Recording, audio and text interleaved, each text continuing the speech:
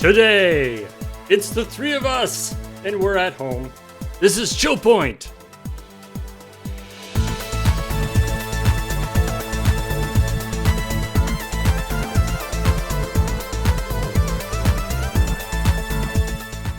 Hey everybody, how's it Hello. going?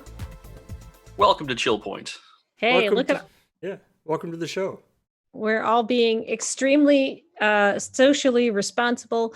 We're keeping a physical distance from one another, but we're still here to talk about Animal Crossing, as this is basically the only thing we've been discussing for the last 3 to 4 months, I think. It's all that's on everyone's minds. It's the only thing that's going on in the world right now. It's just Animal Crossing.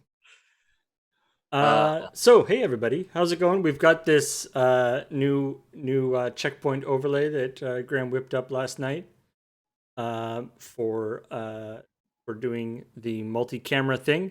Hopefully this will works out okay for everybody. Let us know about the audio levels and all that kind of stuff. We'll attempt to fix it if it's not working. I just realized, since I can see chat, why don't I just have chat in front of me as well? And we, as normal, we should be able to be doing the we'll do a sub welcomes and stuff at the end of the show, as usual. Yay. Thanks to everybody for joining us. I hope everybody's having a great day in their houses. If you have been told to stay the heck home, and if you are one of those people who is still going out to work because you are essential to the functioning of society, thank you, and we appreciate you. Yeah, we are staying home to protect you. Thank you very much. So you need to go out so we can have food and electricity and stuff like that, and health services and yeah. But more importantly, food, because I have to go grocery shopping in about 3 hours. So.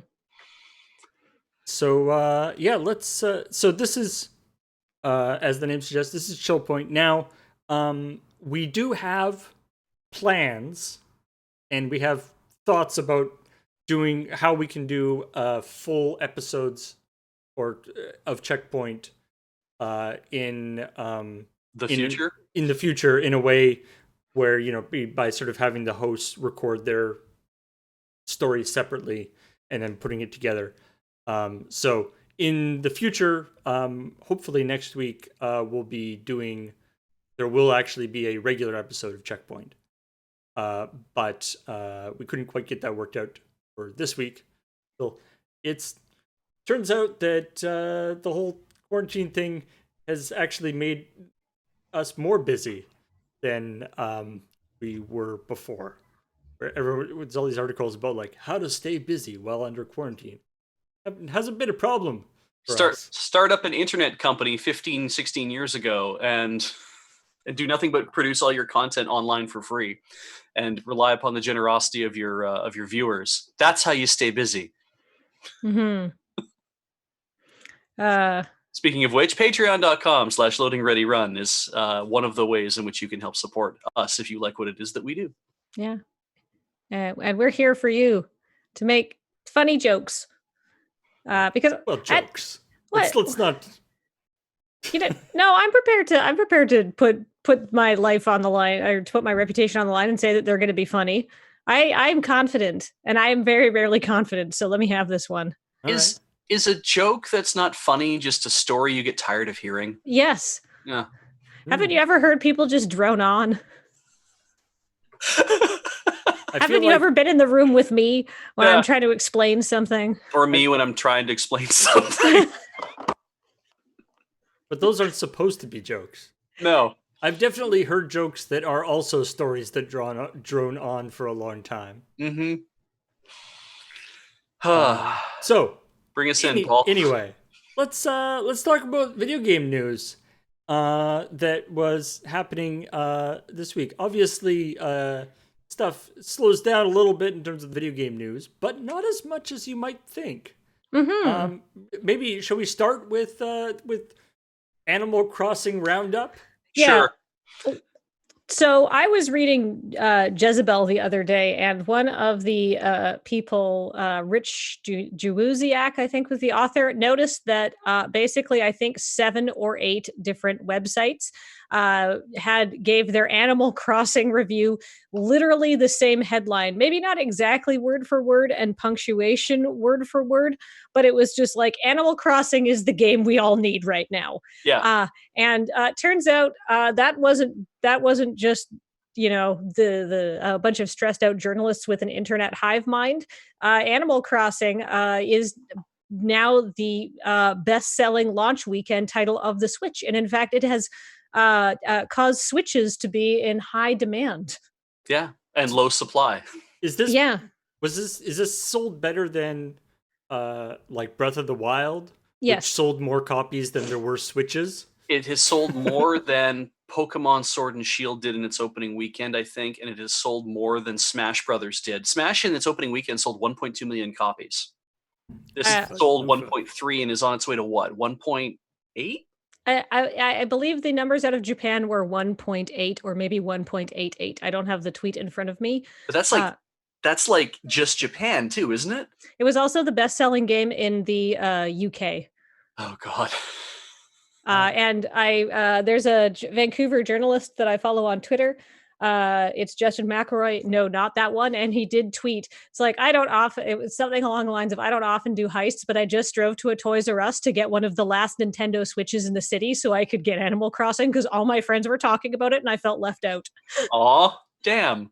So yeah, everyone on my friends list is playing it, says Foxmar. So Cameron was saying he was having a moment as well, that he really felt like, I was like, do I need to pick this up and play this? I was like, do you need more video games? Like, so I let him. He doesn't have a Switch, so it's too late now. Well, it's true, right? But I did let him play on my Switch, and he played for about an hour or so, just on my own island, which already had some stuff on. He's like, oh, this is not bad. Like, he was kind of like, oh, I get it. So I don't know if it's going to be his jam or not, but. So the question is this like a indicative of the quality of Animal Crossing, or more of like the current circumstances? Sometimes things arrive at like the time it's supposed to. Like Rich Jizwiak's article actually mentions like Beyonce's album that showed up when everyone was like, oh my God, like this is like exactly what we needed, is this kind of thing, right? And there's cultural touchstones like Breaking Bad and all that kind of stuff.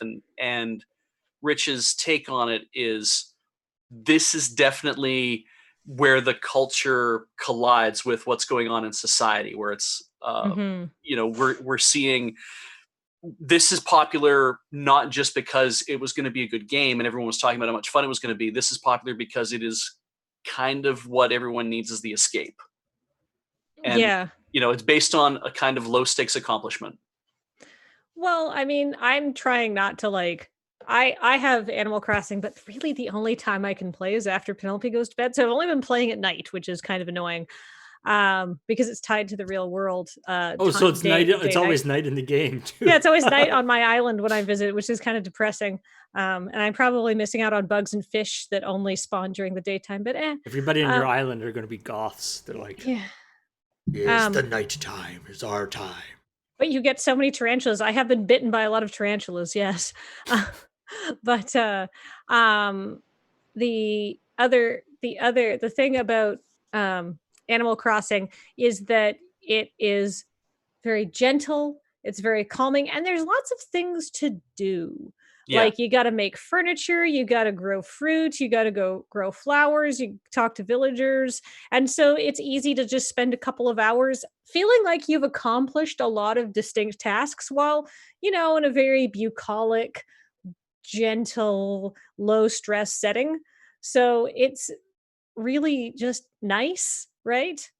And it also is in more of the meta sense, it's also a great driver of conversation among people who are playing it. Like it builds its own community because you hear somebody talk about like, oh, did you know that this fish only comes out during this one time, or you can only catch in this one area? And you're like, oh shit, well, I'm going to try to catch that fish tonight, right? Or or I need to like Tarantula Island. Infinite Tarantula Island is a thing that kind of came up about the second or third day that Animal Crossing was out, and now people are like, oh, this is a thing that exists that I want to go to Infinite Tarantula Island, and the spread of conversation about here's all these things that you need to know is kind of amazing. Like just whatever IDK in chat mentions. Did you know your villagers will sing along with KK Metal? Did you know they will sing along with KK Disco? Or basically, most of the KK songs apparently have singable lyrics, and if you set up a stereo in your plaza and your villagers are there, they will stand and they will sing to the song like they all know the lyrics, and you don't,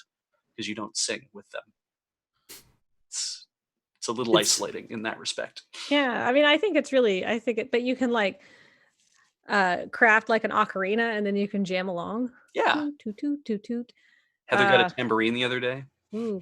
I got a recipe to make like a pan flute, but I've never seen bamboo, so I have no idea how to make it. It's like, oh, that's not helpful. I should send you some, maybe. I have some bamboo. Oh, I'd love some bamboo. See, like, and it's just very social, like, because you have to like go visit your friends' islands and see them to like it's if you have a Switch and it's something you think you might even be like generically interested in, I mean, may as well download it and check it out.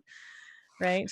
Yeah. I mean, it's in some ways, from everything, like I haven't played it but it's almost like a very sophisticated like clicker game in some ways, you know? It's like you just sort of continually make progress and do things and make stuff that makes more things, and you get that sort of nice feeling of progress. And there isn't really like a failure state. You know, it's just you get to sort of see all the nice stuff, and yeah, I guess incremental game.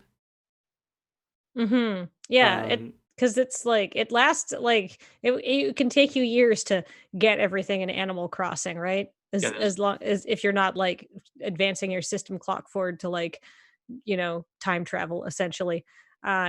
In related news though, apparently according to this Polygon article, Nintendo's repair shops are closed because of COVID-19. Obviously it's sort of a non-essential service, so don't drop your Switch. You get frustrated, just relax, don't throw your Switch.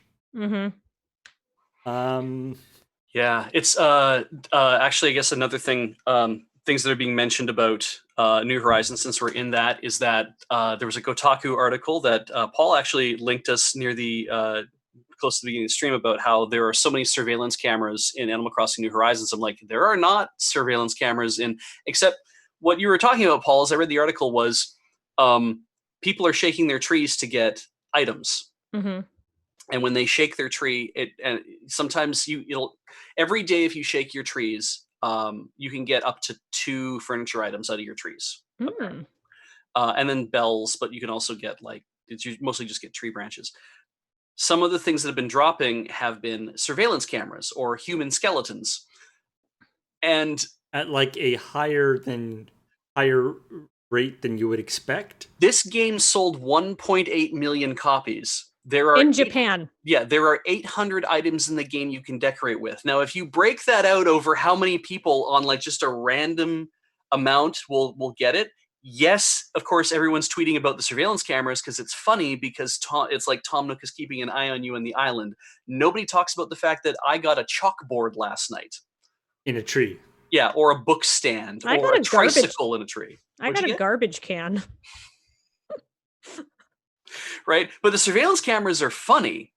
Yeah. Toilets. If somebody got 3 toilets, 3 different toilets, which I thought was even weirder, there's 3 different toilets in the game, but the 3 different toilets fell out of trees, and they tweeted about that. And so it starts to take on this thing of we're doing that pattern recognition bias, right? We're seeing a lot of something because only the things that are important are the things that are getting tweeted about. Nobody gives a shit about me getting a chalkboard.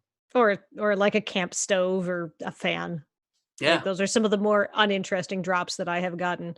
My impression, and maybe that's just because of the way the article is written. My impression was that like a single person was getting multiple things of surveillance cameras in their trees. But I perhaps read, that is not the case. Yeah, I read it that it was like multiple people have been tweeting that this has been happening to them, but Or perhaps, Beige, you just haven't found the surveillance cameras yet. maybe I haven't shook my trees hard enough to make them fall out of the tree. So The surveillance cameras that you don't see are the more dangerous ones.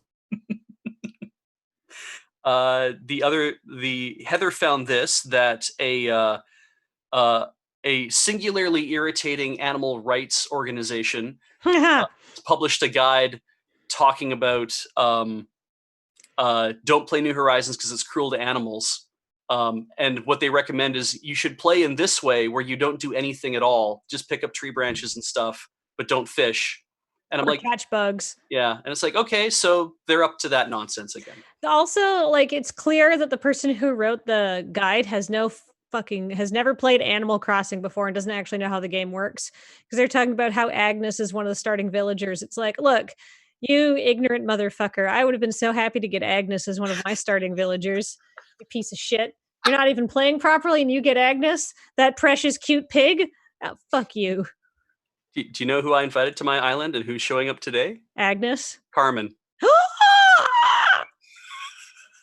Save this information just for that reaction. Anyway. That's fine. I you know who I got though? Sherb. I don't know who Sherb is. He's one of the new animals. Oh, lucky you. So yeah. And I got oranges, which is apparently just like over the top. I got oranges as well. Ooh. Good for us. Yeah, I guess the only other Animal Crossing related thing is that there's a Isabelle mod for Classic Doom, Paul. Yeah, so somebody has made a mod for like OG Doom, not the 2016 or Doom Eternal, so that adds Isabelle to it as a and also adds the concept of like a support character.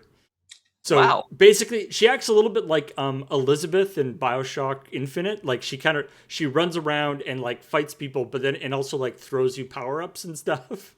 Wow, damn. And in the article, they're like, I mean, she's in Smash, so clearly she can take care of herself. Yeah, it's very silly. I will say I haven't been playing Animal Crossing, but I have been playing the other AC, because Assassin's Creed Syndicate was given away on the Epic Store a few weeks ago. I was like, oh yeah, I haven't played an Assassin's Creed game in a long time. I like those games. I will try this one, and it's a lot of fun. If you like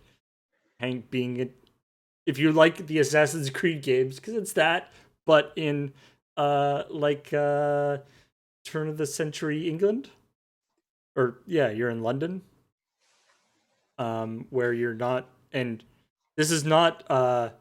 It's this one. Unity was the one that was like real bad in terms of like glitches and stuff. This one's not too bad in terms. So I enjoyed that. I'm enjoying that. And you know, perhaps there can be, since Animal Crossing is so popular, maybe there can be some kind of like crossover Animal Crossing Assassin's Creed. I mean, Animal Crossing Doom. Yeah. Fine, you know. I hope we get like a Doomslayer helmet in New Horizons, but I mean, why not release an Assassin's Creed hood? But yeah, Tom Nook is definitely a Templar. So I feel like have we talked about all of the Animal Crossing news it is possible to? I think so. There's oh wait, yeah, I have something too. Okay, so I want to get all the Animal Crossing out of the way. Sure. Somebody who presumably it was a mistake from somebody at Bandai Namco, who tweeted out under the official Bandai Namco account, seriously, Animal Crossing, seriously, who designed Animal Crossing to only have one island per Switch, forcing different users to fight for resources? Way to make this an unpleasant experience. I'm assuming that was intended to be like from their personal account. Probably. I feel like It's been deleted now. Yeah, that is the only thing that just irks me. Because God, I wish I could start Penelope her own island.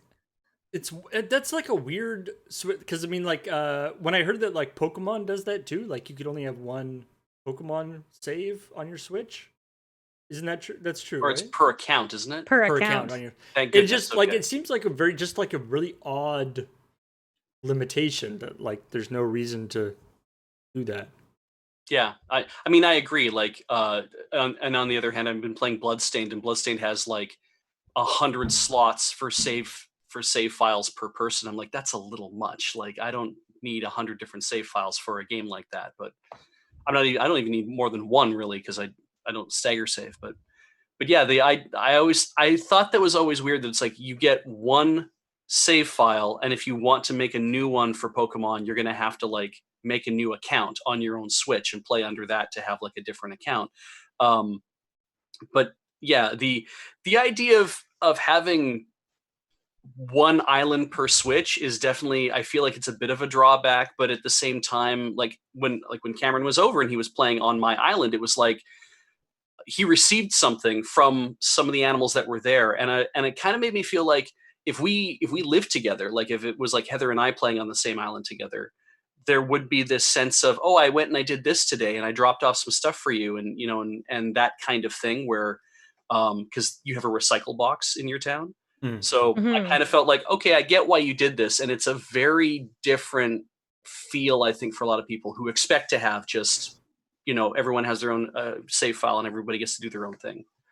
Like I feel like it is a philosophical thing. Like it wasn't a technical issue. It was like we think people should all play together kind of thing.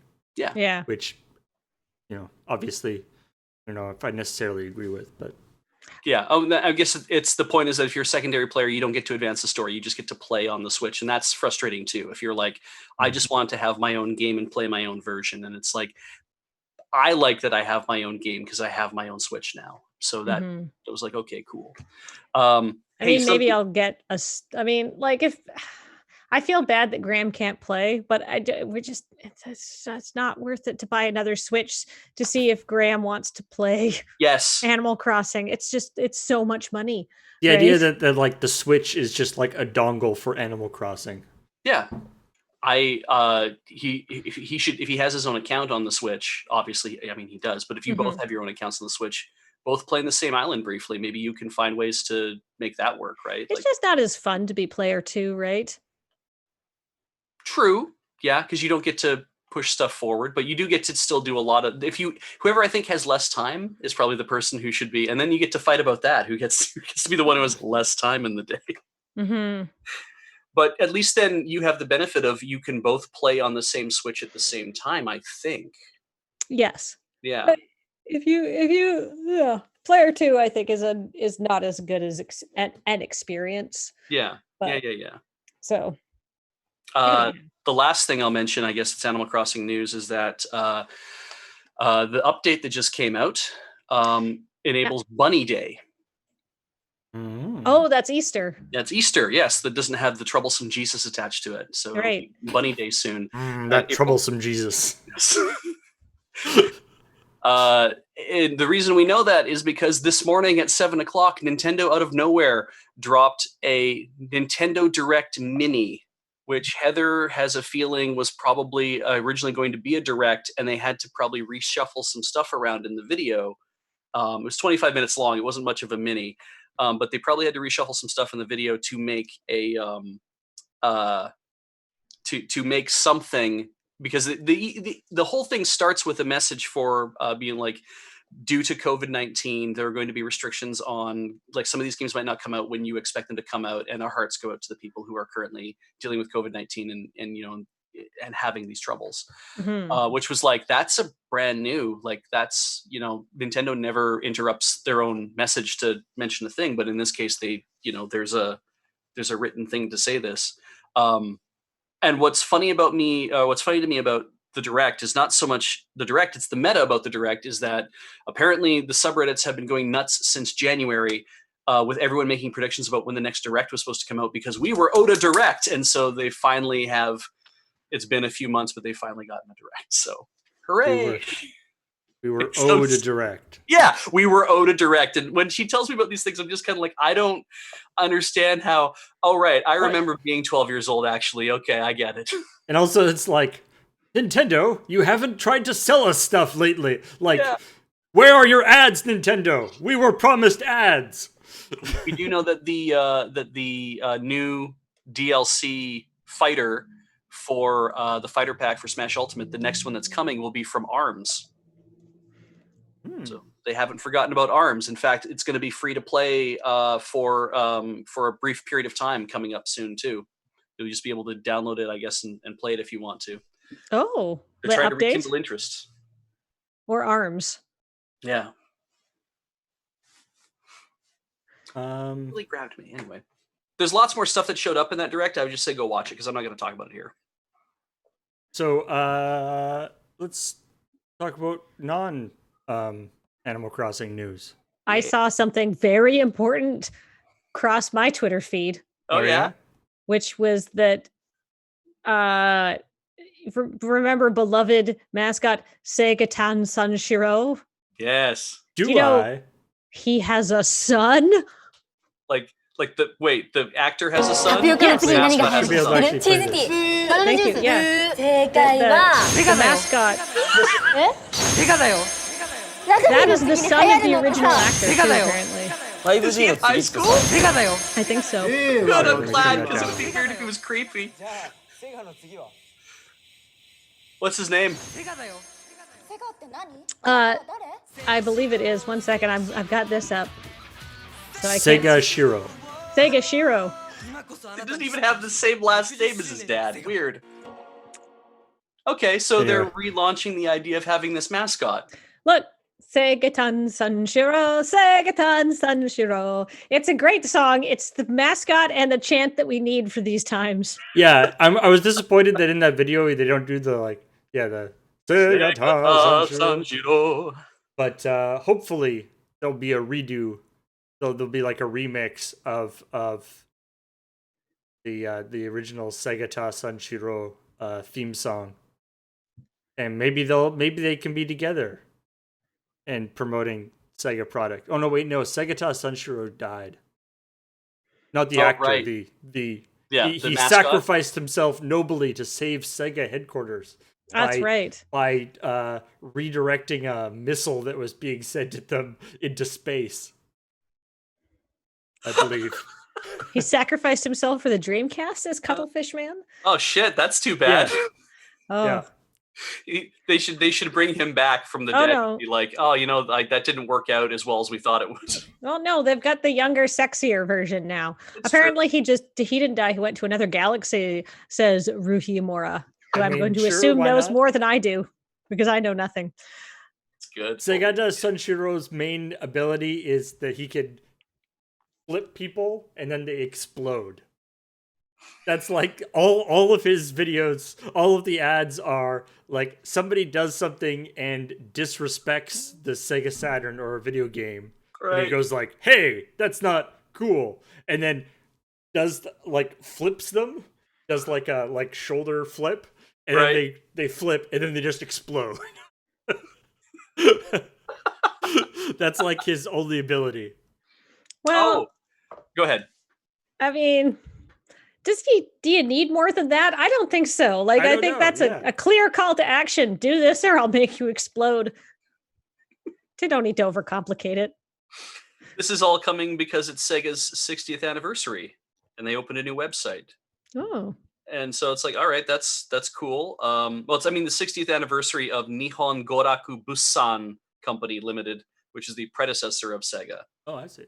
And so there's June 3rd, 1960. And so they're like, oh, this is coming up. So we want to do a new thing. Their new key message of the 60th anniversary is Go Sega. And they have Sega Shiro as their new mascot. It's like, all right, cool. That's nothing else announced really as part of that, but really just like, hey, look at this fun thing. And we're 60 years old. So yeah. I think that's really fun. Yeah, I agree. They definitely haven't forgotten the time when they were incredibly popular. Ouch. I I mean, mean, the Sega Saturn wasn't that time, to be fair. if one day I become incredibly popular and beloved, I'll hang on to that memory too. Absolutely. That's going to what keeps me going. That's going to be what keeps me going when I'm in the nursing home. Hmm. Watching old videos of myself on YouTube, if it's still around. I'd like to think that if we'll all be in the same nursing home together, and we'll just be making comedy for aged people. See, and when you said we'll all be in the same nursing home together, I'm actually just picturing like a community hall. It's just like there's a bunch of beds set up in it, and we're all just kind of like shuffling around. It's like army barracks style, and this is just now where we sleep. Yeah, Moonbase nursing home. Moonbase marks 65 plus. Okay. Some of the good quips from chat. Commodore Shuffle is really good. So now there are quite a few pieces of video game news that is, of course, related to the current COVID situation. That I thought was kind of cool. For one thing, sort of ways that video games are adapting themselves. For one thing, there's a bunch of stuff from Minecraft, which is they've been doing a bunch of things, moving things from sort of Minecraft Education Edition to just the actual Bedrock Edition, or the so that to do things where to do sort of so kids can do some of the sort of more educational activities while at home. And there's I didn't realize there was so much education-y stuff in Minecraft. Oh, really? No, neither did I. There's I haven't actually read the article myself. I was going through some of the other ones, so. Yeah, I'm just wait,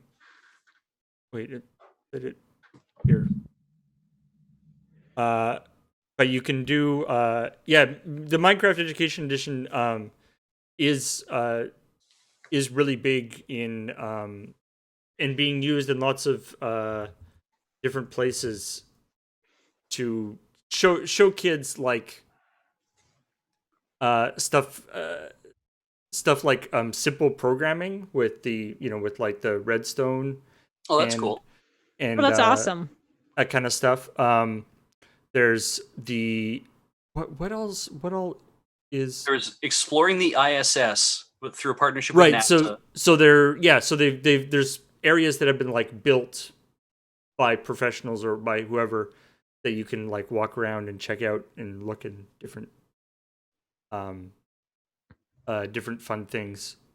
You can go through, look at it's almost like a museum, I guess you could say. Okay. Like going through the like the ISS. There's a safari thing where you can see animals and stuff. There's tutorials about actually like how to sort of progress in Minecraft and sort of the creativity in using it as like just a creative tool in terms of like building and drawing and combining different stuff together. Cool. Chemistry stuff. It's and then there goes along with it is I believe they actually have built sort of lesson plans and things to actually go along with it to support teachers stuff. So very cool stuff. The kids really just end up building mob farms. Well, that's what Surge does too. But I mean, there's in order to actually get a mob farm working, it requires quite a complex system of different things combined together. Yeah. Mm-hmm. I think Minecraft is sort of an inherently sort of low key educational thing, anyhow. Right? Even if you're just learning how to be the cruelest person possible, the Surge grinder technique. I mean, you're still learning, right? Yeah. You're still planning. Yeah, right? I mean, even just depending on what level you're targeting. I mean, obviously there's like the programming aspect of it that can get quite sophisticated. But also but like at a lower level, there's just the idea of the spatial reasoning and moving things around and building things and stuff. Which Minecraft's never going to be a space to be like, okay, let's practice engineering, because you can build the most fantastical structures that can like defy gravity. But it is definitely just letting kids, I think, have that kind of toolbox to play with is. I think there's a lot of value there too. Yeah, future engineers, future industrial architects probably shouldn't be taking a lot of clues from Minecraft. But in terms of lots of other things, you can play around with it. It's also like if you set up a server and stuff like that, it's also a place that kids can sort of still hang out. As somebody in chat, Lizreal64 says, my grandson and his best bud are spending time together in Minecraft. Yeah. So, right. Exactly. You can hang out with other people and in a very... And Minecraft is actually... It's weird. Minecraft is actually one of the few places or games now that it does have sort of independent servers and things. Like you can just sort of set up a server and a bunch of people can hang out on it. So many games have gone to sort of centralized server models where you're actually like getting together in a lobby and then playing a game and playing a game and then dropping back to the lobby and matchmaking, all this stuff. That it's not just make a server and hang out.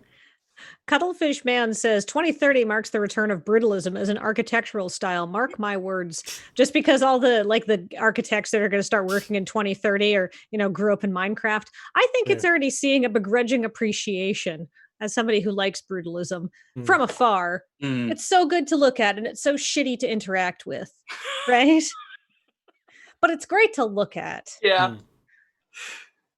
Yeah, the it's more the we'll float free trees here. So trees don't float. Trees don't float? No. I'm gonna have to change some things. Wood floats. Well, people are like, oh, brutalist architecture is really cool looking, but it sucks. And it's true. And it falls apart so fast. Part of the reason that brutalist buildings are falling apart so fast is because when they were built in like the 60s and the 70s and the 50s and stuff like that, everybody was like, well, it's concrete. Romans made concrete buildings and they're still around today. So basically a brutalist building means no maintenance whatsoever, which is not true. Yeah.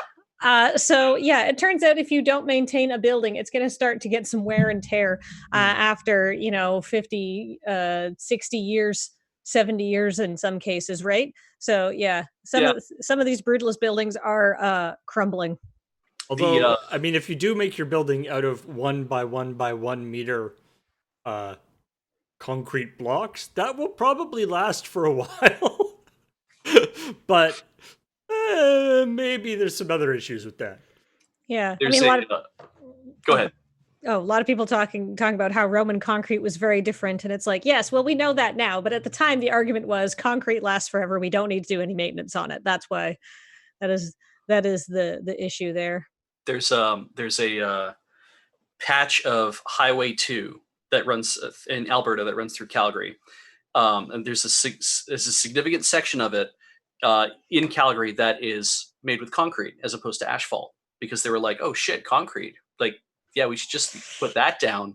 That'll last 50 years, right? Like we won't have to redesign the road. And they didn't take into account the fact that Alberta winters are very brutal, even in Calgary where the Chinooks will come through, but that also makes it worse because there's a constant melt and that's constant temperature change. Yeah, constant temperature change, and then cars are driving all over it all the time. And concrete is known for its flexibility and resilience. And it tore that stuff to shit. So they've been slowly trying to replace it apparently all with asphalt. So it's been a process. But yeah, it fell apart within 10 or 15 years, and they're like, oh God, and they have to get the money together to try to like finish it again. But it's you drive on most of you drive on Highway 2 into Calgary, you drive through most of Calgary and it's great, and then all of a sudden you'll hit this patch of road where it's the loudest shit you've ever driven on, and it doesn't look any different, but it sounds terrible.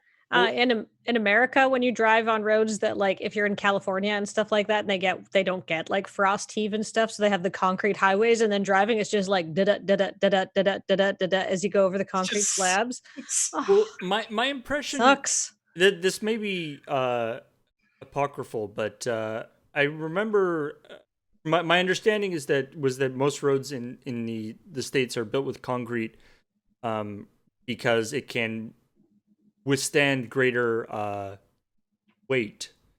And the idea was, it could be used for moving large vehicles and stuff around, Yeah. like military vehicles and things. Whereas in Canada, they didn't have that as a consideration, so they used asphalt, which is more flexible and durable, but can't take as much weight. But they didn't feel they needed to drive tanks along it. Mm. According to Sinister Cheese, mark my words, cross-laminated timber will be the future. We are already building really tall buildings with it. Renewable resource, environmentally friendly, easy to work with, and at best of times as structurally sound as steel. As an engineering student, I'm obsessed with this material. All right, wood brutalism. Wood brutalism. Grow your trees in place and then just build floors between them. I want to live like Swiss Family Robinson. Okay, what else is the gaming news? A couple other things. So NASCAR is experimenting with replacing actual NASCAR races with the NASCAR drivers doing like esports of the first eNASCAR iRacing Pro Invitational Series. Terrible name. I'm all for this. Why? This is gonna eNASCAR push. And I guess iRacing is the game that they're playing, but still, eNASCAR iRacing. Like, I'm very much all for this from an environmental perspective. That maybe, but it's like, but even then, it's like car racing doesn't. It has a non-zero impact on the climate, but it still has an impact. But yeah, like, you're all in a car. Like, everybody's in their own car. And if the pit crew's kind of spread out a bit, maybe, and everyone gets tested, they get test surveillance, maybe keep the races going, but they'll just be in like silent arenas. Like, maybe that's the thing.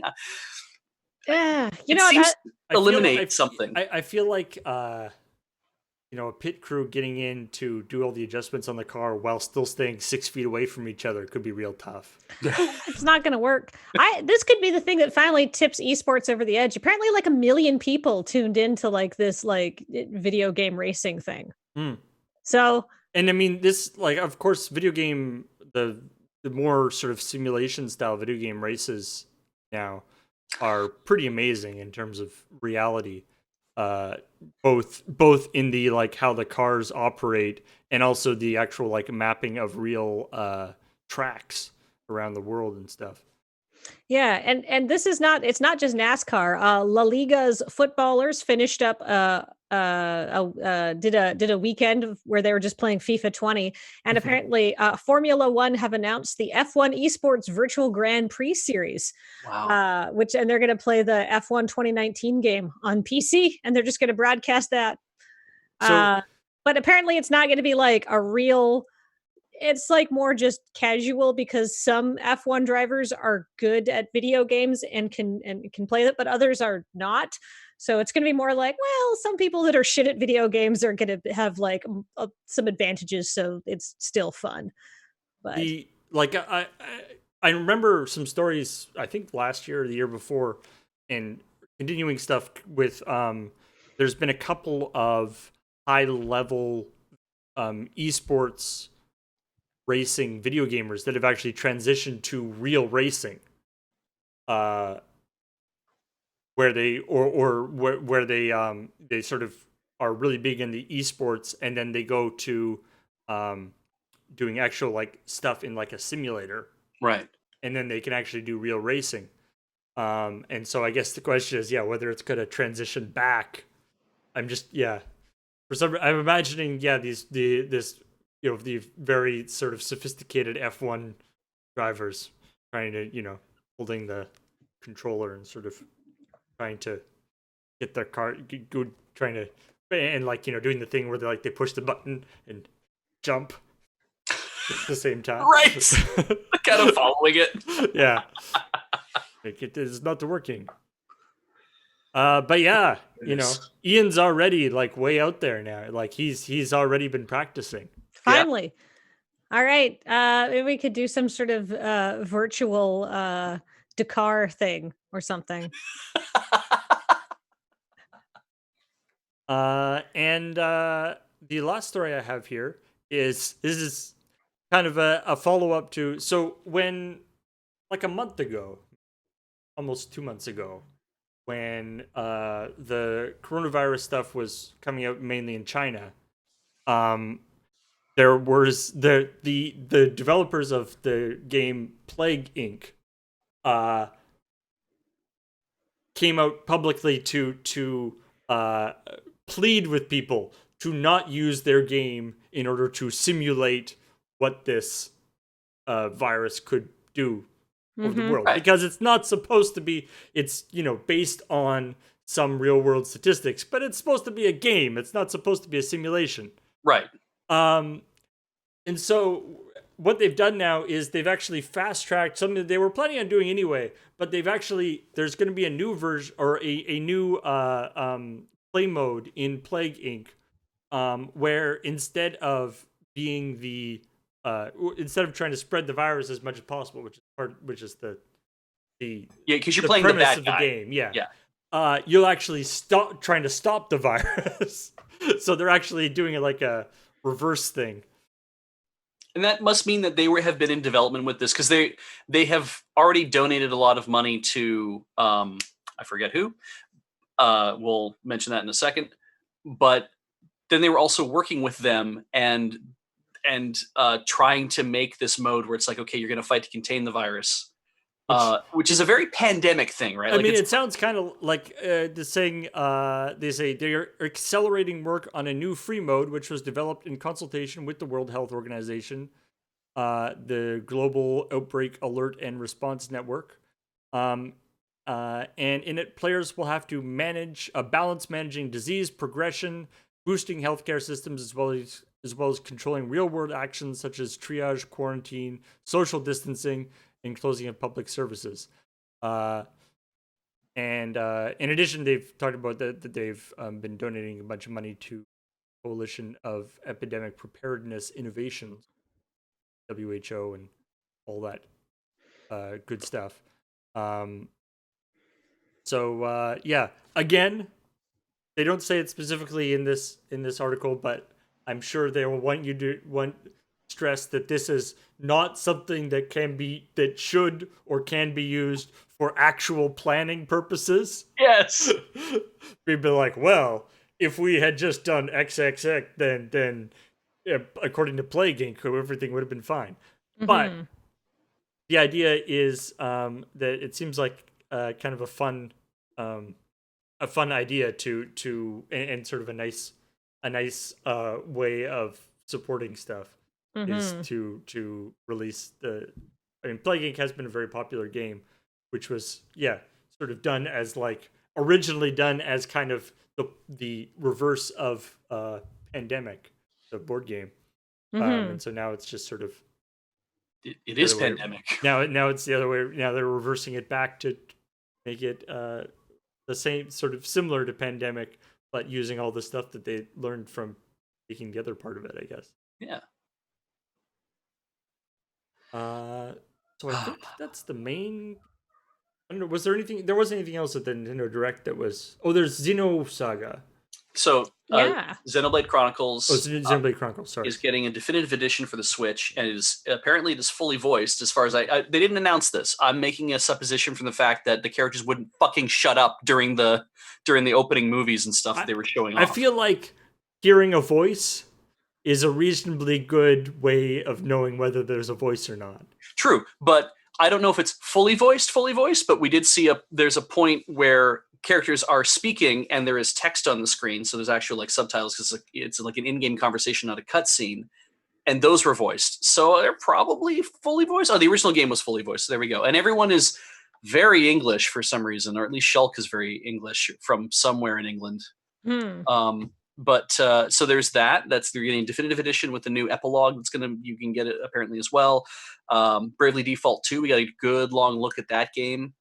It's also sounds like it's voiced an awful lot, and it's very British to the point Apparently, where they were dubbed by a British company. That's why. yeah, and the Bravely Default 2 I bring up specifically because one of your support characters in the game, Elvis, I'm pretty sure he's Scottish, and they really lean into it. Elvis is a good, solid Scottish name. Yes, a Scottish guy named Elvis. And then there's and then your other one of your support characters, I think it's Adele.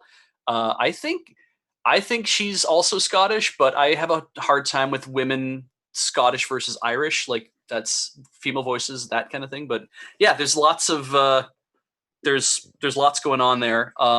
Clubhouse Games, if you like that on the DS, that's coming to the Switch in a World Collection is what they're calling it. It includes Riichi Mahjong and also battle tanks and toy robots and like all sorts of other crazy shit that isn't like that isn't like stuff you would expect from Clubhouse Games, but they're all very simple games. So it looks really cool. There's 51 games as part of it. Animal Crossing gets its update. Pokemon Sword and Shield are getting DLC updates. They're getting new Gigantamax battles where you can get a Gigantamax form Duraludon and a Cooperajah. And then I think if you play the other game, you can get a Garbodor and a Charizard that have the same thing. I wonder which one. I wonder which one I get because I have Sword. I don't know about this. This Pokemon is pretty Garbodor. I don't know. I know, right? What else did they put in? Oh, there? You can get them in either game, says Foxmar. Oh, there we go. Who's more of a Pokemon master than I am. The Clubhouse Games apparently is also online multiplayer. A lot of their games are. So, but it's coming out in June, and I was like, Christ, I hope we're not all cooped up here until June. But if we are, that new ideas for things to do, maybe, who knows? You know what? If we're cooped up till June, but that's what it takes. That's what it takes. That's what it takes. It sucks, but like, I don't know about the Clubhouse game. It's one of those things where it's like, 2 games in one is exciting. Yeah. 3 games, very exciting. But as when you go 52 games in one or 51 games in one, it's sort of a point where it's like, these are probably not going to be all AAA tier kind of games here. Well, yeah, because backgammon fucking sucks and has always fucking sucked. So let's just be clear. And that's it. And backgammon's in the game. But it doesn't inspire a lot of confidence. But the original DS Clubhouse Games I loved because it makes you play every one of the games. If you want to progress, if you want to unlock the game, you'll progress through a series of things to do. And as you're doing those things, you're unlocking a game. By playing a game and doing a specific thing within the game, you don't have to. I don't know if you have to win or not, but it teaches you the process as well. So it makes you feel like it's like Animal Crossing. It makes you feel like you're doing some sort of low stakes accomplishment. Mm-hmm. So are we unearthing your that you had to play backgammon in the previous version and you hated it? I broke my pelvis when I was 5 years old. Playing backgammon? Jesus, I had no idea it was such a. Oh, 1 second. So I was doing a completely normal thing as a child. I was playing on a construction site, and a big ball of dirt became mobile thanks to a friend of mine and rolled over me, breaking my pelvis. And I ended up in hospital for 3 weeks because as a small child, you can heal in 3 weeks with that kind of injury. Had an x-ray done too recently. Turns out I don't have any arthritis or anything in it either. So fucking score me. But anyway, it's all backgammon. But at the hospital, there's nothing to do for kids. This is kind of this is my Child's Play story. There's nothing to do for kids in the 1980s at the hospital, but make God's eyes out of yarn and popsicle sticks, maybe read Archie comics that are Christian in nature, and then play backgammon when somebody brings in a set. And it's just this is interminable. And I at the time I'm like, yes, teach me backgammon. I want to give me something to do. And trying to play it, I just could never really quite get it. I mean, I was 5, but also I just really couldn't quite get it. And I was just like, I don't like this game because it's not readily obvious what to do. So yeah, that's why I've never liked backgammon. You just have a poor association with it. It's not the game. I do, because it was because I was cooped up, bored with, I needed shit to do, and this was not really the stuff I wanted to do. No, that sucks. Yeah. I was 5 years old. I was a smart 5-year-old kid, but I was still a 5-year-old kid, and it's like that's not what I wanted to do. So, and the Game Boy No. hadn't come out yet, so you're stuck. And uh, daytime TV sucks. So, there's one more story, yeah. Paul. Half-Life Alyx in VR. Oh Yeah. Don't play it 4 days in a row. Or you start hallucinating. Yeah. Or at least this person did. No, I was reading the comments for that story because somebody from Kotaku, I think it was Nathan Grayson, said that they played so much Half-Life Alyx, they started seeing like the grid bars and stuff like that when they weren't going around, and were having trouble like figuring out how close they were to like objects and like any display. Even like if they held up their phone to look at it, it would like have a 3D look, and the text would pop out, even though like that's not what their phone was doing, but like the text would be appear to be floating above. And so people, it was just like it sort of broke their brain for a bit, and then it went away after a few days, but not without before some pretty, like ongoing hallucinations. And in the comments, a lot of people were like, yeah, I had the same thing. Yep, that's happened to me. So don't play that much. Don't, like, I know you're cooped up inside, but don't just like mainline all of Half-Life Alyx in 4 days, I guess, is the moral of that story. I like the idea where it's, there's all these things being done to make VR, work better and be more realistic and stuff. But maybe the solution is if you do the VR enough, it's not that the VR becomes more realistic, it's that the real world becomes less realistic. And eventually it doesn't matter. I don't think hallucinations are a good thing. Like, I don't think any time where you're hallucinating is not going to contribute, and you're hallucinating is not going to contribute to your mental health and well-being and your general state of relaxation. I don't recommend it. I remember there's a story where they were talking about, stuff they had to change for Half-Life Alyx. And I believe one of the things they talked about was one of the big enemies that is very iconic in Half-Life are these like limpet things that attach to the ceiling and have like a long tongue that if you get caught in it, you get like pulled up and they munch you. And apparently those were just like totally freaking people out in VR because suddenly you can't move and you're being like pulled up. Right. Barnacles, yeah. Damn. Contingent Cat says, hot take from Kathleen, hallucinations not recommended. Look, some of us have done hallucinogenic drugs in their lives. And I have to say that it's like nice to sign up for a few hours of hallucinations, but I wouldn't want days of them. No. Yeah, that's fair. Yeah, because that's the thing, right? They came out of the VR helmet, and it's like, oh, I'm seeing the weird wireframe around the edges of my vision. That's odd that's kind of burned into my visual cortex now. But they said this went on for days. They would go to sleep and they'd wake up and it would still be happening. And it starts to feel like, shit, did I actually log out of the game? Am I still in VR? Like, what is, right? Yeah, how long am I? Ooh. The dark dream.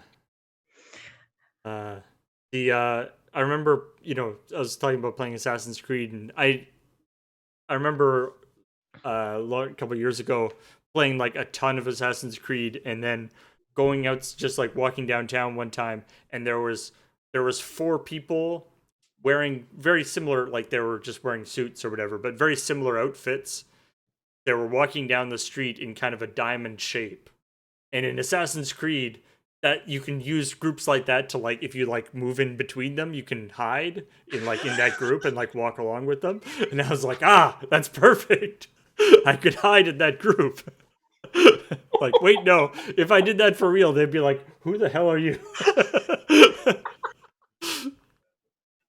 You have to be like, have you ever played Assassin's Creed? And if they're like, no, they're like, I'm very sorry for what I did. I've also seen stuff where there's like, will be a whole bunch of posts or walls or something that are spaced like the same distance apart, like 5 feet apart or something, there'll be like 10 of them. And in Assassin's Creed, you can go like hop hop hop hop hop hop hop all along. And they're like there's certain spacings that are very that show up over and over again because to make the animations work well. Right. And so you see that and you're like, aha, I can go hop, hop, hop, hop, hop all across that. It's like, no, I go hop, smash, ow. I broke my hips. But anyway. And don't break your pelvis in your 30s. I imagine it's fun. I think that anything you break in your 30s is going to heal significantly slower than what you broke as a child. Probably. All right, should we welcome the subscribers? Yeah. Yeah. And let's here. Let me just Is that a thing that we can do that. from the notifications thing? You should also be able to see it, but I should be able to put them up on the screen. Oh, put them up on the screen? Sick. Sweet. Whoop, hey, there we go. Loki 892 for 29 months. Thank you very much. I'll take the next one so we sort of go in order. Ramiel 117 33 months. Thank you very much. Kirby Slivers back for 33 months as well. Welcome back. Trahaz for 8 months. Thank you very much. Mola Molifant has been here for 18 months. Thank you very much, Mola Molifant. Fun to say. Mm-hmm. Death Scatty got their full year anniversary. Welcome back. Woo! Super Writer Andy for 3 months. Such a good writer. Fish Sticks has been here for 61 months. Thank you very much, Fish Sticks. Viewers like you for Yeah. 44 months. Welcome back. Isabella, gifted by the Maricat. I think Isabella's got better things to do than we on Twitch. Lots of important, busy work to be doing in Animal Crossing. Isabel? Yes. Oh, well, Paul's not Isabella. Paul's not hip with the Animal Crossing kids. Oni Squirrel, thank you very much for 4 years of support. Thank you very much. Isabella, gifted by the Maricat. We're circling in. Welcome and thank you, the Maricat. Nekodaimo for 25 months.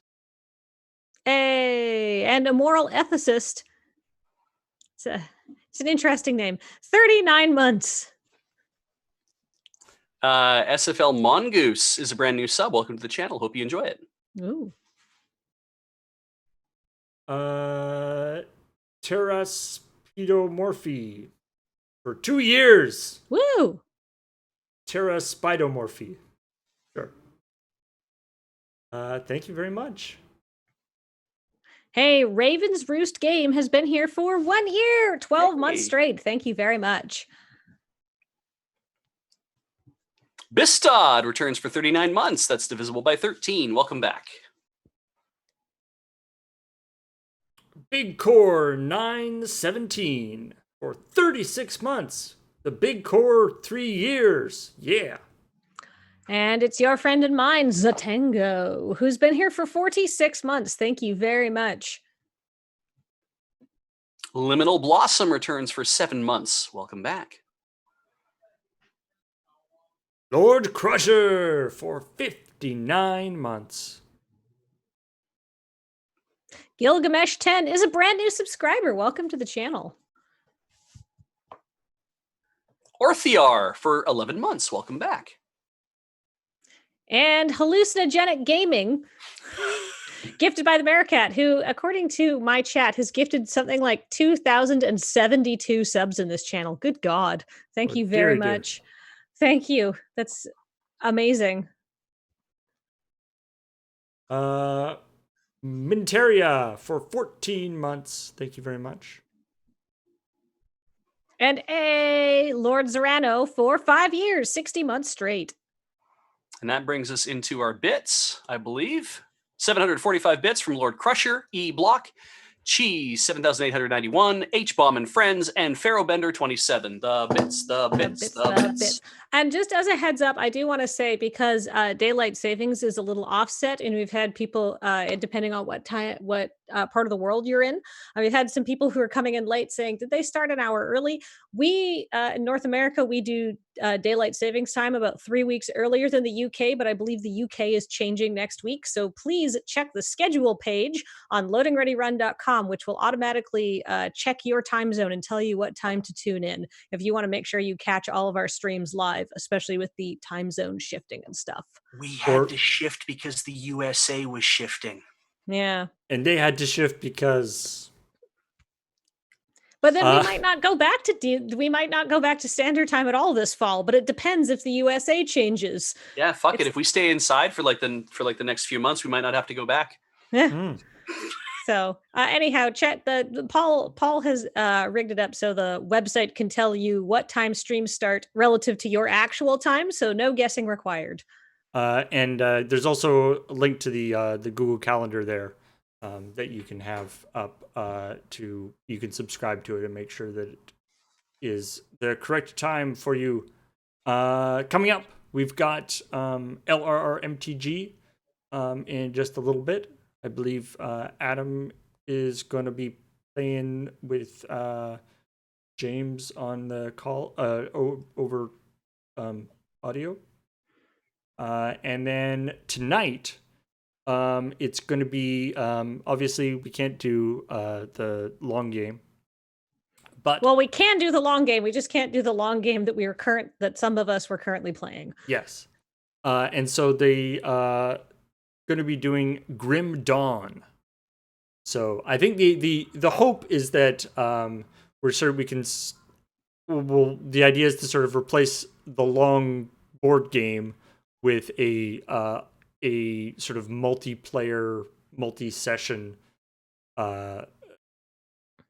video game stream. So that way, hopefully, it kind of keeps the theme of the long game around. Maybe something like Heather's Play It Forward, where we played Four Swords Adventures. Mm-hmm. That's the type of thing. But we'll see. We'll see if this works out that way. Mm-hmm. Oh, and speaking of subscriptions, patreon.com/loadingreadyrun, but also the YouTube. We have subscriptions available on our YouTube. And hello to everybody on the YouTube who might be watching this. I don't know if we put the chill points up on YouTube or not, but hello. I don't know if we do, but we'll figure out something for next week. Yeah. I think the VODs should go up, but and then of course, and I know there's been lots of questions about it, but Loading Ready Live is indeed still on the calendar, and we have plans. Something will happen, as we say. Something's going to happen.